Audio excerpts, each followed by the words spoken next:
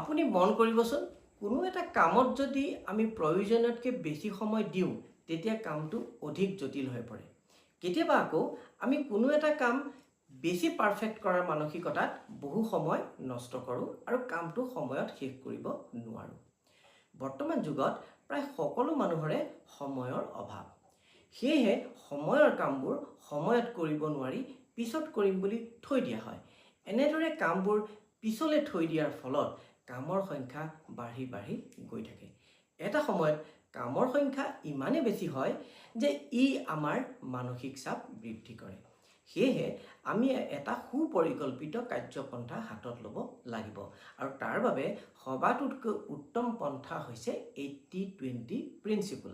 ইয়াৰ অৰ্থ হৈছে যে আমি সম্পাদন কৰা 80% কাম আচলতে 20% প্ৰচেষ্টাৰ ফলতে হৈ উঠে।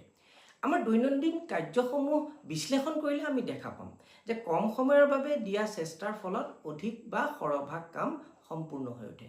আমি দেখা পাওঁ যে সামাজিক ক্ষেত্ৰখনত কম সংখ্যক ব্যক্তিৰ দ্বাৰা বেছিভাগ কাম সম্পন্ন হয়।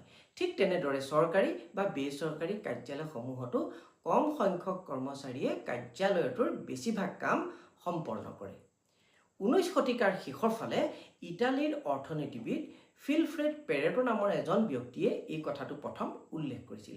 তেওঁ পৰ্যবেক্ষণ কৰিছিল যে ইটালীৰ 80% মাটি বাৰীত 20% লোকৰ স্বত্বাধিকাৰ আছিল। তেনেকৈ তেওঁ লক্ষ্য কৰিছিল যে ব্যৱসায় বাণিজ্যৰ ক্ষেত্ৰতো 80% বিক্ৰী 20% ব্যক্তিয়েহে ক্ৰয় কৰে। ঠিক তেনেধৰণে তেখেতে দেখা পাইছিল যে অনুষ্ঠান প্ৰতিষ্ঠানসমূহতো 80% কাম অনুষ্ঠানটোত জড়িত 20% মানুহে সম্পূৰ্ণ কৰে।